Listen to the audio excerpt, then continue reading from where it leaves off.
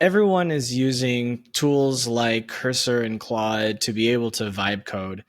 And you have a very unique function for it that you told me about previously. Why don't you share about it now? What are you doing? Because it's really unique. Sure. So I've been vibe coding myself, and I noticed that you can actually use Cursor and Cloud Code and other tools, not just for code, but also for documents, emails, presentations, project management, sales emails, and everything.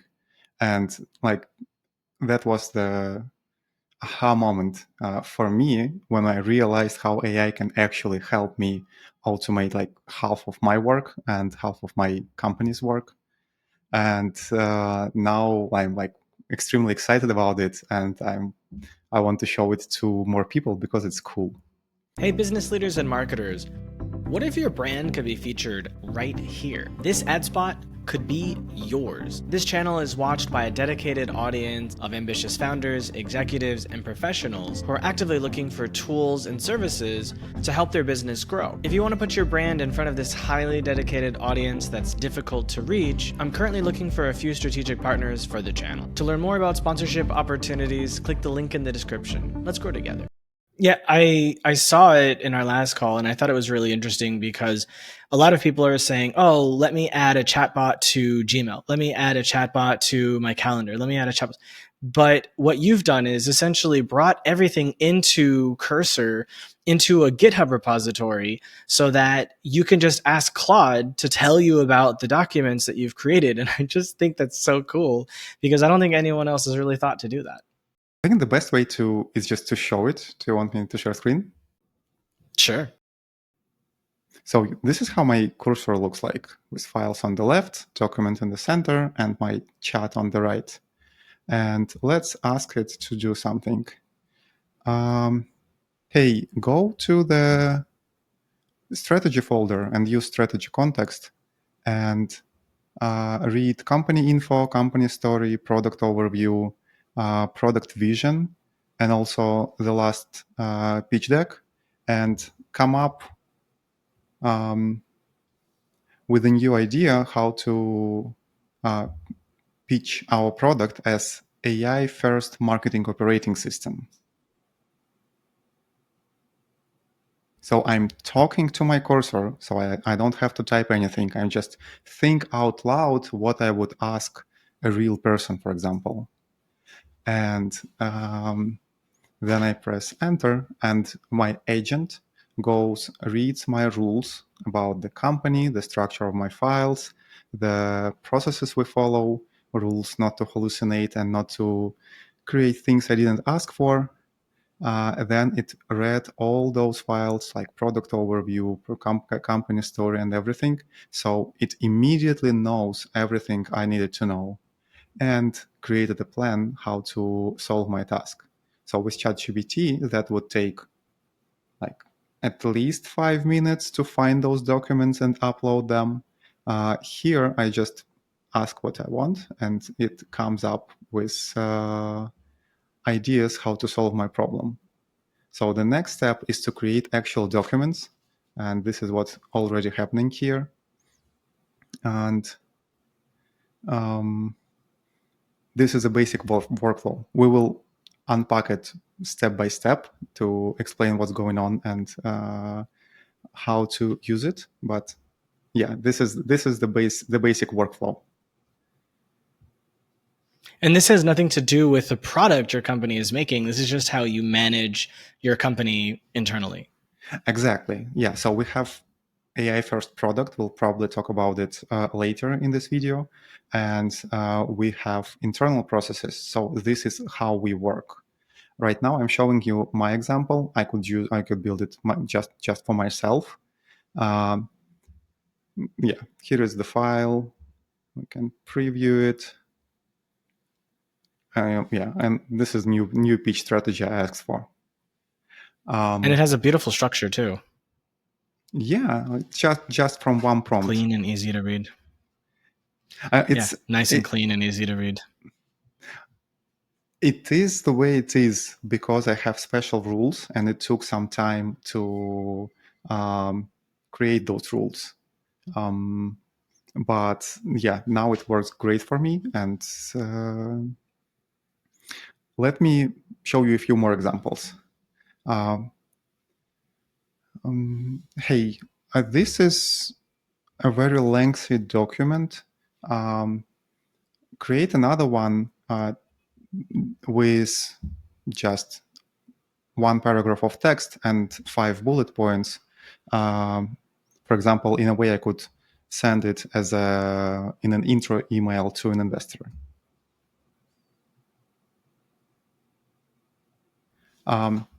So what's happening here is on top of existing files that I've just created with AI, I can already reuse them to make like next layers of knowledge or documents or emails or something. And yeah, here it is. You can do the same in ChatGPT, but only within one like chat thread. So if you want to get back to this later in ChatGPT, that would be like hard or impractical, especially with like chats you had like long time ago.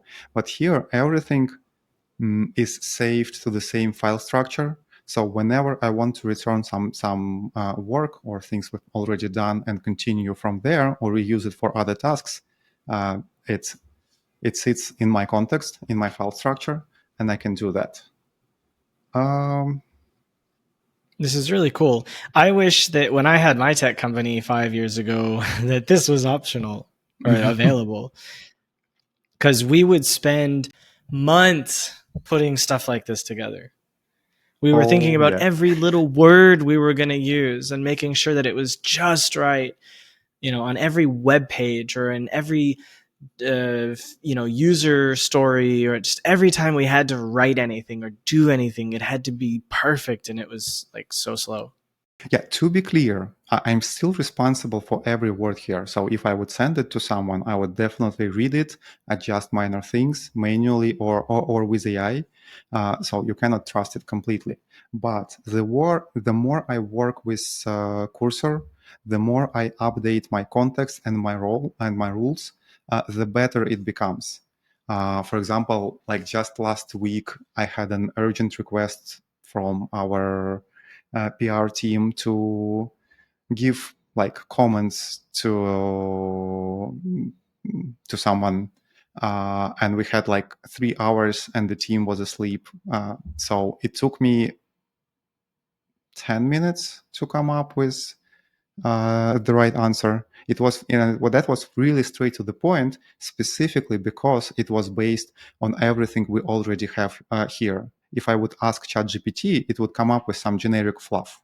But here it's all based on the ground truth, and there are special rules to not hallucinate or put stuff that is not in our knowledge base. And I'm sure that took a long time to make, because I remember when I first started using Lovable, they had this knowledge-based system, and you could put information in it, but you had no guarantee that it was actually pulling from the knowledge base when it was coding and responding to your prompts. Yeah, it actually, like, cumulatively, it takes a lot of time and effort, but in reality, it works like this. I think, okay, serving 30 clients with 500 millions in cumulative ad spend. Hey, actually, we manage $100 million per year in ad spend. Save it to the relevant file, probably to company info, and update this pitch deck and email. This, okay, it's not perfect. Yeah, I saw it. It didn't get your words exactly right, and that happens all the time. So this is like a real life example. I just work with it. Sometimes it makes mistakes. Sometimes it doesn't do what I want.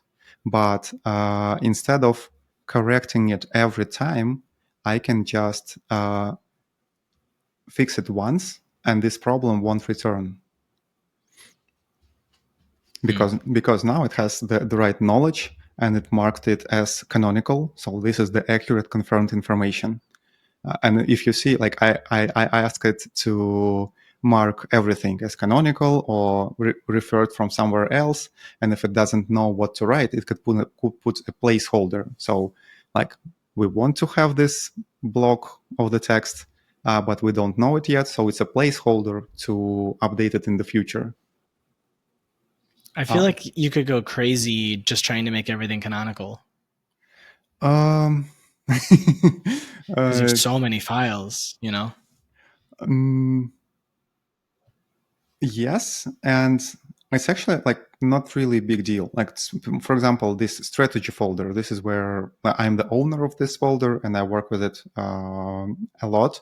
But there are actually like cursor rules here, company story, company info, product overview, and vision. And typically, I just ask to load these five files, and that's enough. Everything else can be loaded like when it's needed. So typically, like with the right structure, it's pretty convenient and not overwhelming. And also, I can update rules so it loads these files automatically when I ask any questions or give any tasks related to things in this folder about strategy, plans, roadmap, fundraising, and things like that. So how do you use it for like your roadmap? Because like I was the product owner for the first few years until we hired a product manager. And I had a document on Confluence. I had there's like another file that the QA team had. And then we had the design files in Figma. And so they wanted me to provide them with the relevant details from the right file along with the design files so they knew what they were coding and what it looked like and how it's supposed to function. But even then, sometimes we would have mistakes where something didn't align with the rest of it. They'd be like, oh, you say that it does this, but the design makes it look like that doesn't work. Like, or, it couldn't possibly do the thing you're saying it needs to do. Or, the designs work, but the feature is missing some steps that need to happen for this feature to actually work. So your user story or your requirements just aren't correct, or they're not filled out correctly, completely. So I had all sorts of these issues going through it. So how do you manage that? Or do you just have a person and you just leave it to them? I'm mostly involved in deciding on priorities because there are so many things to do in marketing automation, ads automation. And for that, I need research, I need to talk to customers, I need to do sales myself, and I need to analyze all of those calls and everything, and also do market research. So I'm not that involved in like pixel perfect things or like exact implementation, but it's my job to make right bets and to explain what we want to build and how it will work all together. Let me show you a couple more examples. So I've asked it to do a deep research on what people already automate around Google Ads. Google Ads, Meta Where is Ads. it pulling from that information? Like you asked it this question. How do you know that its information is correct for you? It's based on a deep research. Like this one specifically, I just manually went to ChatGPT and run a deep research. Now I would just ask it to connect to Parallel IO and use their API to do a deep research if it's important stuff. If it's not important, I would just ask it straight away. Just use your search tools for the internet. Let me show a few examples. Go to ellieanalytics.com to the testimonials page and add a list of our customers and their testimonials to the user research folder. Because customer testimonials are great to actually extract what they consider valuable. And sometimes it's different from what we as like product managers or founders think. So like in reality, we would have a folder in the sales in our marketing team with full versions. Right now, just for the sake of this demonstration, I would ask it to pull it from the website. So we could do most of day-to-day searches just from our agent in Cursor. Provide correct URL.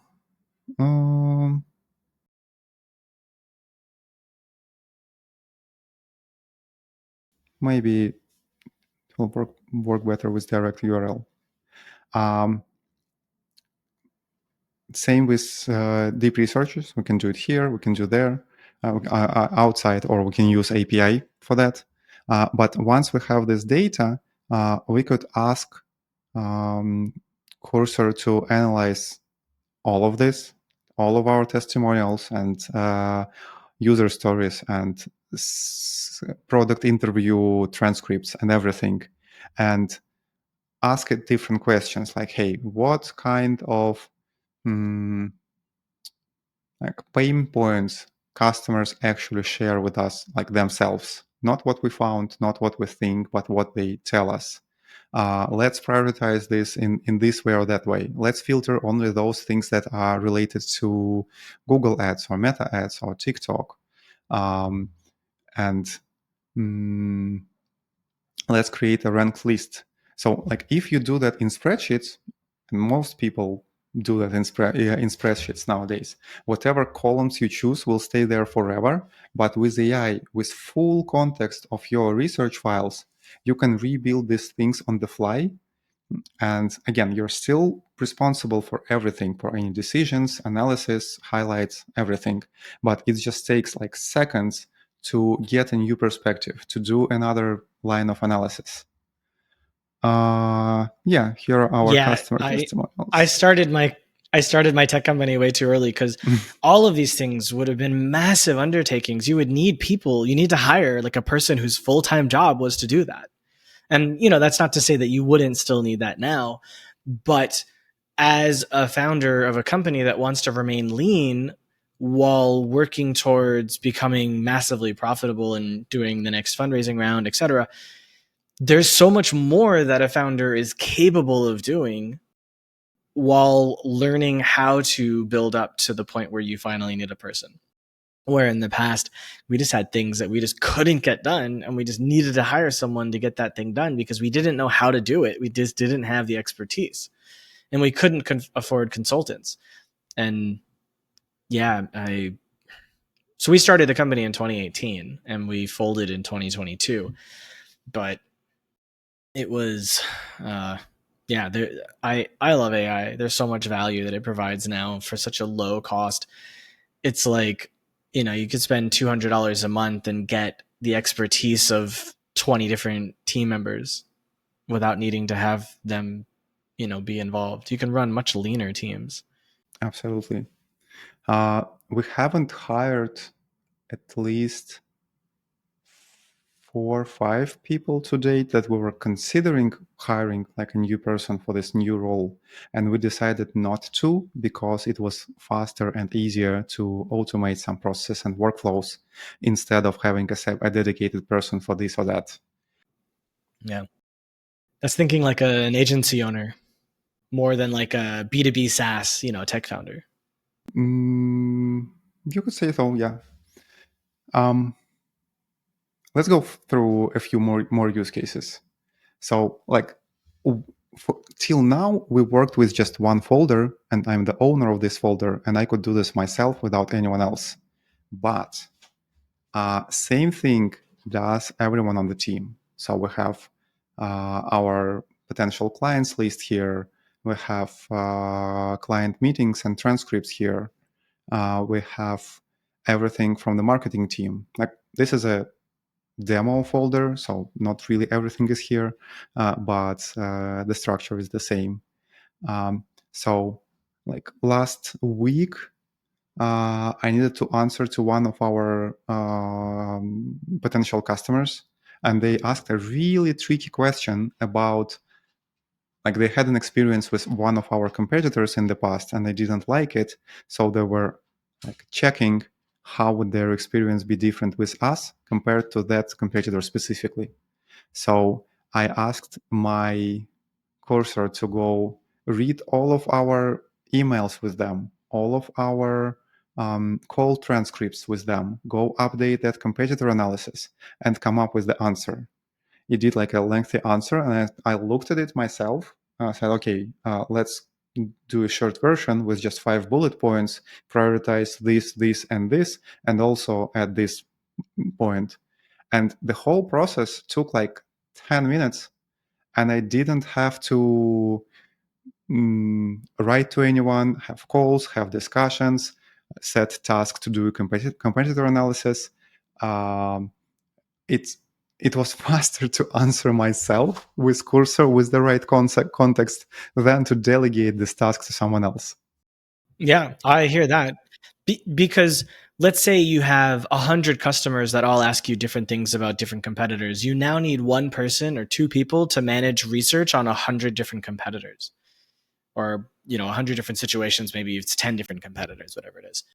So we have scripts that we basically vibe coded for ourselves, and I can ask it like, go download my emails with that person. It will run a script and have files with emails in the right folder. Or I can say, go download I had a meeting yesterday with Sean. Can you go find it and put it in the right folder? And then like we'll create a follow-up based on that. I cannot show here because it's a demo folders without actual connection, but it literally works like that. I think it's I should give a little bit more before I show the next case. I need to give a little bit more context of what we do as a company because it's relevant. So basically, we work with people and companies that spend hundreds of dollars per month on digital campaigns, on Google Ads, Meta Ads, TikToks, and everything like fintech, health tech, software, consumer software, AI companies, education. I think like you get the point. It's consumer software and consumer services, not e-commerce companies. And one of their biggest issues with data is that to make decisions about ads, they need to centralize data from their backend, their payment systems, their CRM, their call tracking systems. Like compared to e-commerce, it's not enough to just have ad platform data or web analytics like Google Analytics. You need all of that data stitched together to get reports like this, where for every channel, campaign, and creative, you have full funnel data from ad spend, Facebook, Google, Bing, TikTok, Reddit, Twitter, influencers, affiliates, SEO, and so on, with details up to ad sets and creatives, with data from ad spend to web events, to new paying customers, to their lifetime value, to their lifetime value forecasts with different attribution models. Like based on this data, you can make better decisions about the performance and scale what's working compared to what you see on Google Ads account or Facebook account. But to make all of this work, we have a team of customer success managers and like data engineers who actually connect to all the data sources and make sure that the data is accurate and everything is working correctly, and you can actually trust this data to make those decisions. Yes, so let's get back to the biggest the biggest thing. That's the biggest thing. And imagine like running like 15 integration projects in parallel. and how to manage all of those and all of those team members and project statuses and everything. So typically for customer success manager, it takes like an hour per day to update everything after calls with clients and with internal teams, and to track everything and not to forget anything, and to follow the right process, and so on. So like the use case that really impressed them is when they can ask something like this: hey, go to the projects folder, read the latest meeting transcript from August 11th, and update client beauty 1 status card. Like in reality, it would go to Fireflies to download the latest transcript, not to this folder. And the status card is simple here, but it follows pretty much the same structure as a real one. And we have special rules here: what to check, what to follow, what to avoid, which scripts to use, how to name files and everything. And yeah, it read the transcript, it read the card, and so it found that we fixed influencers attribution and promo codes, clarified the list, and there are some actions required regarding manual expenses that couldn't be pulled via API. I wouldn't save it right now because it's like my demo example. But think about Right. like Makes 1 sense. hour per day per manager, Yeah. and multiply that by like a year or something. But that manager still has to go and check the update to make sure that it's legitimate before Of keeping course. all of the save. Maybe it doesn't take them an hour, but maybe it takes, I mean, it might still take them an hour depending on how many clients they're managing. It's typically like in like this integration phase, it's just a few per person, but still they're like very like intense to track of like 20 moving pieces within each project. So yes, but instead of manually writing things and trying them to remember and writing them down during the meeting and then trying to remember what we were talking about, they can like immediately do 90% of work and actually focus on what's important and say, okay, like you missed this point, we should actually focus on this and at this point. But like you can talk to it, you don't have to type it yourself. So it actually saves like 90% of time on manual work, and it leaves more time to actually think like what should we do, what should we how to like actually get things done in time accurately and not to forget anything. And that was impossible to do with any kind of project management software before. Yeah. I'm a big fan of Cursor and Claude. I use them every day if I can. What's your experience like? What have you tried already? I vibe coded a software from scratch to production. Oh wow. By myself with it. Yeah. Yeah. I came across one giant bug that I haven't been able to fix, and I kind of left it alone. But I spent nearly 4 months on it, and I had 4 companies that were ready to pay me a few $1,000s each to use it. Mm-hmm. But this bug was so big, it was the only bug that's left. But it's the only thing that's preventing them from me satisfactorily letting them use it. Mm-hmm. And so I decided it wasn't worth taking their money. Mm. And I was just going to leave it because it was at this point I would need a developer to fix the problem, and it could cost several $1,000s to fix this problem. And if I pay the few $1,000s to fix the problem, then I have to go and actually launch it and get the customers onboarded and serve them. And like, I wasn't sure I wanted to have an actual SaaS company, because my last SaaS company is a very painful memory for me. But the difference being we raised a lot of money and it took years to do, where this, like, it's already done and I have people ready to pay. So it's like a different, I'm not going to raise for it. So yeah. Got it. It's actually like a typical thing to do prototypes fast, to experiment, to like see what works, what's not, how it looks, how to implement it. But then like the final production version actually like still needs real developers to take care of everything. Yeah. And I'm fortunate enough that I have the skills to be able to do that, but I'm not a developer, so there's only so much. Like the only reason I was able to get it to where it was basically ready for production, was my experience working with a CTO and front end developers and back end developers. I constantly communicated with them about the database. Like I was, for a non technical founder, I was extremely involved in the tech because I wanted to understand what we were building and why we were doing it that way. I felt I was, I know some CTOs might hate this, but like I wanted to learn, right? Like I'm investing hundreds of thousands of dollars of my own money into this thing. I think I have the right to ask questions to understand how the damn thing's working. So I was basically buying a tech degree. you know, I paid a hell of a lot more than a typical tech degree would cost. To learn all those things. And as a result, I can take an idea and I can get it to production.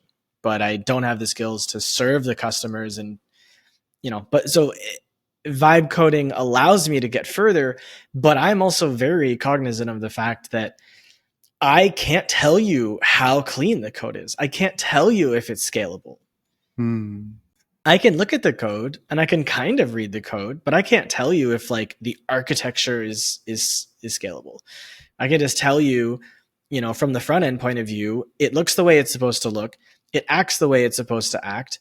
And on the back end, it's fine. But, maybe if I have 5 customers, it breaks.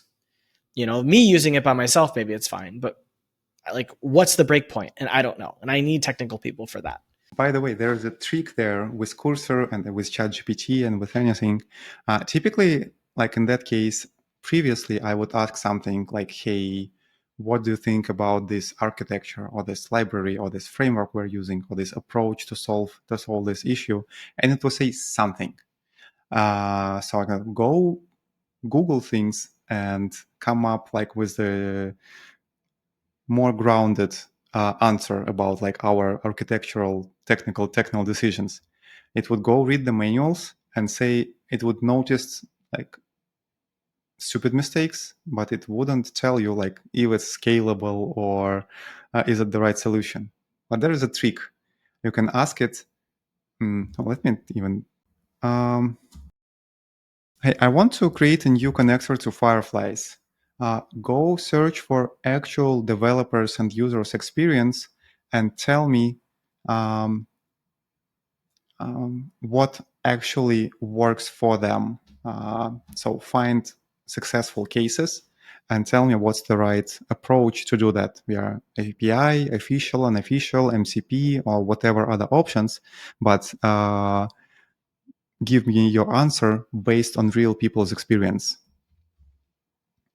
So that one prompt saves like 50% of wrong decisions, maybe 90% of wrong decisions. I think I'm going to test this on my software because I'm highly confident I know what the problem is, but I also don't know how to fix it. And I actually had gotten it working, but then there was some like little thing about it that I didn't like the way it had fixed it. And so I had like several prompts further that went to try to like fix that problem, and it broke it again, and I was unable to revert correctly so that I could go back to it working fine. And that's where my problem is that it basically got stuck in one of the like last 5 commits. Mm-hmm. Basically, it was working and then it wasn't working again, and that's when I was like, you know what, like I tried for days to fix it and revert it to correct commit, and it just wasn't working again. And I was like, well, I just don't know what to do from here. I broke it. I fixed it and then broke it more than it was before.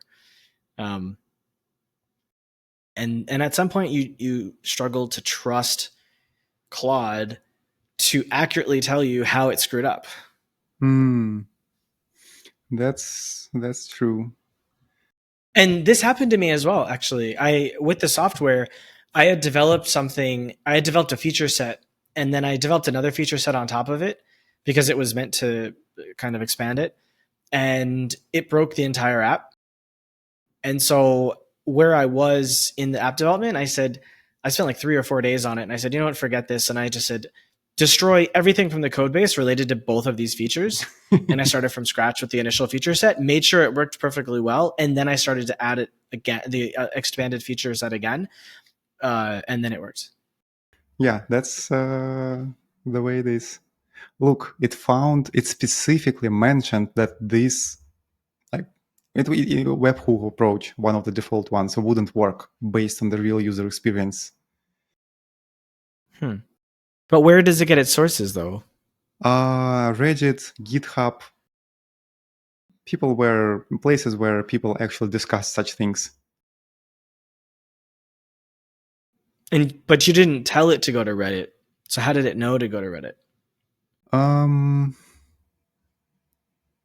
It either knows by default that those are the right places for this, or I have it somewhere in my cursor rules. I'm not like 100% sure like what exactly is there, because like maybe last time it didn't search for the right sources, and I just ask it like, hey, go to save to the rules that when I ask questions like this, you should research like GitHub and Reddit first. And by the way, let's like get back from like coding to managers and CEOs and founders work, because I feel like this is a completely new approach to how things work, how people work. Like right now, 99% of people I know, they would use AI via ChatGPT or just like integrated AI to like Google Docs or Notion or something. And basically use them as a magic answering machine, like better version of Google. And here, like it's a real life example how to make any kind of work in a new way. And I strongly believe that in the future, most of the work with any kind of systems will look like this. Of course, it wouldn't be a cursor. It would be like something nicer in terms of interface and everything. But the process of building up your context, bringing everything in one place, updating rules, and making your personal and your company agents more and more knowledgeable and smart and following your personal routines, like this is like the future of work, similar to how we all of us learned to use spreadsheets and docs and PowerPoint and then Google and then ChatGPT. This is how knowledge work will look like in one way or another. What do you think about this? I think it's a really interesting way of doing work. Like I said, when we spoke last time, I think it's very interesting. I think it's very clean. It makes your life easier. You probably save a lot of money on tokens, having to give it context every single time. So I I think more founders will be pushed to work like this for sure. Yeah. Let me. I'd love to tell you a little bit more about what we're building. So I already showed you how we work with Cursor as a smart agent with all the relevant context. But if you wanted to work with like analytics or ads, that would be a more challenging thing because it's not just text. You have to work with databases and SQL queries and scripts and API connections and lots of that. So we're basically building a Cursor for performance marketers. Like we noticed that our best customers, they have multiple marketers on their teams.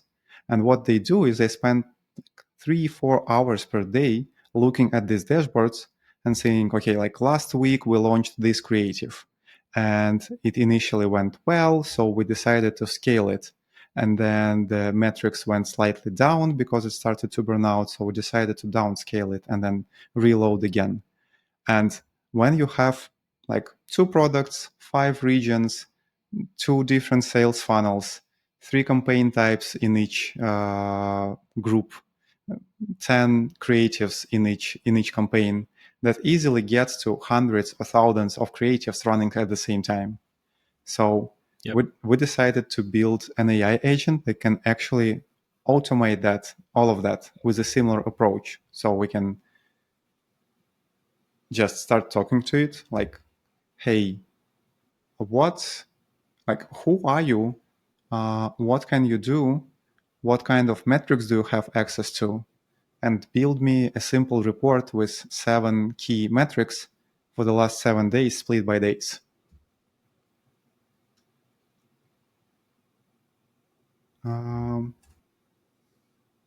So it already knows like the basic details about performance marketing and analytics and all of that.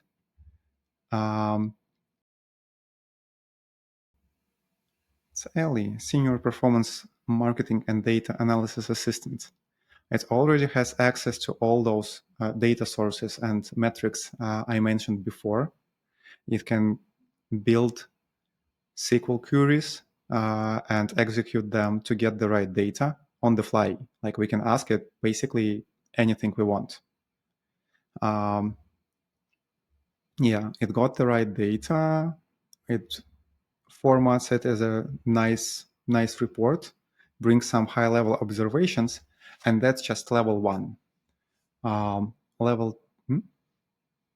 So this is kind of what I was building for my software. Hmm. So the original thing was having the expense data from the company, all of the expenditures, Mm-hmm. and pulling them from QuickBooks and ignoring all of the money going in, right? So ignore the income, only look at the expenses.